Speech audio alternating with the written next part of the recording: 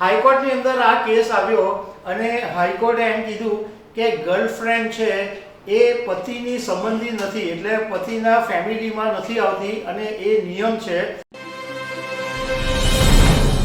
નમસ્કાર દર્શક મિત્રો, બોમ્બે હાઈકોર્ટમાંથી એક બહુ ઇન્ટરેસ્ટિંગ કેસ સામે આવ્યો છે. વાત એમ બનેલી હતી કે એક પત્નીએ પતિની સામે ઘરેલું હિંસાનો કેસ તો કરેલો, પણ એમાં આરોપી તરીકે પતિની એક ગર્લફ્રેન્ડ હતી એને પણ નામ લખી દીધેલું, એને પણ આરોપી બનાવી દીધેલી. હાઈકોર્ટની અંદર આ કેસ આવ્યો અને હાઈકોર્ટે એમ કીધું કે ગર્લફ્રેન્ડ છે એ પતિની સંબંધી નથી, એટલે પતિના ફેમિલીમાં નથી આવતી અને એ નિયમ છે, એટલે આ ગર્લફ્રેન્ડને આરોપી તરીકે કહી શકાય નહીં.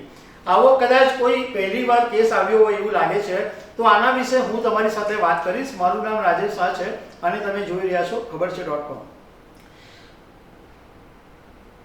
દર્શક મિત્રો, બોમ્બે હાઈકોર્ટની નાગપુર બેન્ચે પતિની ગર્લફ્રેન્ડને પત્ની પર ઘરેલું અત્યાચારના કેસમાં આરોપી ગણવાનો ઇનકાર કરી દીધો છે.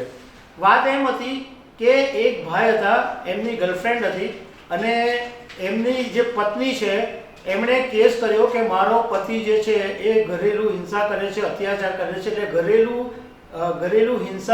ઘરેલું અત્યાચારનો કેસ કોર્ટમાં કરેલો હતો.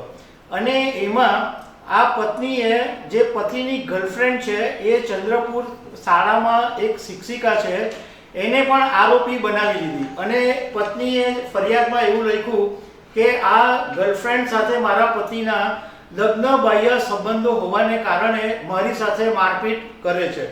હવે બોમ્બે હાઈકોર્ટની નાગપુર બેન્ચે આની સુનાવણી કરતા એવું કીધું કે આઈપીસીની કલમ 498A ની અંદર પતિના સ્વજનોની વ્યાખ્યા આપવામાં આવેલી છે. એમાં પતિનું જે સ્વજન છે એમાં ગર્લફ્રેન્ડનો સમાવેશ થતો નથી, એટલે ગર્લફ્રેન્ડનો સમાવેશ નથી થતો, એટલે આ ગર્લફ્રેન્ડને આરોપી તરીકે ગણી શકાય નહીં. ઇવન પોલીસે પણ જ્યારે આ કેસ નોંધ્યો ત્યારે ગર્લફ્રેન્ડનું આરોપી તરીકે નામ લખી દીધેલું હતું. હવે આ જે નાગપુર બેન્ચના જજ વિભા કર્ણિકણવાળી અને જજ વૃષાલી જોશીની બેન્ચે આખો જે કેસ સાંભળીને પછી સુનાવણી આપી અને એમ કીધું કે આમનું જે આરોપી તરીકેનું નામ છે એ રદ કરી દેવામાં આવે અને સાથે સાથે આમનો જે ઘરેલું અત્યાચારનો જે કેસ ચાલે છે એ પણ કાઢી નાખવા માટે હાઈકોર્ટે કીધું. હાઈકોર્ટની બેન્ચે એવું કીધું કે 49A માં પતિ કે પરિવારના જે લોકો હોય એની પર પત્ની પર જો અત્યાચાર થાય તો એ ઘરેલું અત્યાચાર તરીકે ગુનો નોંધાય અને એમાં 3 વર્ષની કેદની સજા છે.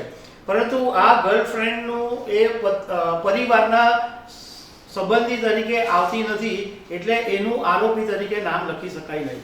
તો દર્શક મિત્રો, આવી અનેક વાતો સાથે અમે તમને મળતા રહીશું. Thank you very much.